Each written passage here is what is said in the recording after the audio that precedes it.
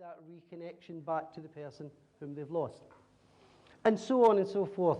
It becomes easy to tell whether a person has lost a child, a partner, a parent, a friend. There are patterns that you see in people. And the skeptics would say that I was reading body language, and I am. That doesn't mean to say I'm not a medium or a healer, but it's something that I've picked up. It's just a learned behavior as a medium and seeing thousands of people over the years. The healing that I was able to do in recognizing that makes it much quicker. People would say, oh, you're very accurate. But it's not about that. The accuracy was me learning my craft, trying to find new tools that said, how do we address this quicker? I am not a psychologist or a therapist. I don't have a year or 2 years to unravel this person's emotional state. I have half an hour. It's quite a feat. In half an hour, pinpointing or locating the actual illness or where they find distress at this point in time, to address it and to try and get this person to accept it in half an hour. It's kind of like a McMessage. It's like the fast food of counselling. I call it that, my 2-minute McMessage. But it's quite amazing, the results of this. As I say, whilst writing through my eyes, we had amazing things happen. All I can tell you is it's magic. Magic happened that really restored my faith. Because even as a healer or a medium going along your spiritual path, you have moments yourself of great doubt. No matter how many times you've done it, you're always going to wake up one morning and think, is it all real?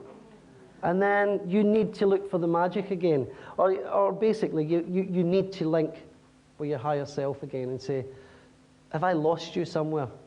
Because that's what it is about. That's when you find doubt. Again, I come back to grief in that, because when we feel grief, which I have learned is disconnection. That's what it is. It's loss. It's not anger. It's not jealousy. It's not guilt. It is loss and sadness. That's what grief is. The moment you are told of someone in your family dying, especially if it's a quick death and you had no time to prepare, then you feel cut off. Boom. As a medium, I have hundreds and hundreds of cases in my mind that I can recall that people have come in such a state, and would probably take years to get to the answer to this loss. And within a half hour, Spirit have shown them exactly what they feel and showed them a natural way of healing. And one of the natural ways of healing that I discovered, and it's something that I do hope people get because it's such a strong tool, and it's simple: living memory. It is one of the things that heals us, living memory. We often use it inwardly to attack ourselves. That's what we normally do with it. And if you're on a spiritual path, if you're trying to understand yourself, to heal yourself, look at living memory. I say that, and it sounds really simple, but as a medium, I'm asked more times than not to direct a grieving person, a person whose life's out of sync, to living memory of happy times that they shared with a person they've lost. More messages I give to people are about, your son says, do you remember when he was 4 and this happened? And they laugh and say, I couldn't remember that. And Spirit are actually opening doors in their mind and teaching them, look, go back in there and find the living memory. These are what I call the jewels of the mind, the precious jewels that you have collected throughout your life. And your mind is like a store or a jewel box that you can go in and replay them. I say this because whilst writing this particular book, Through My Eyes, I was in America, and I was always looking for situations to write about.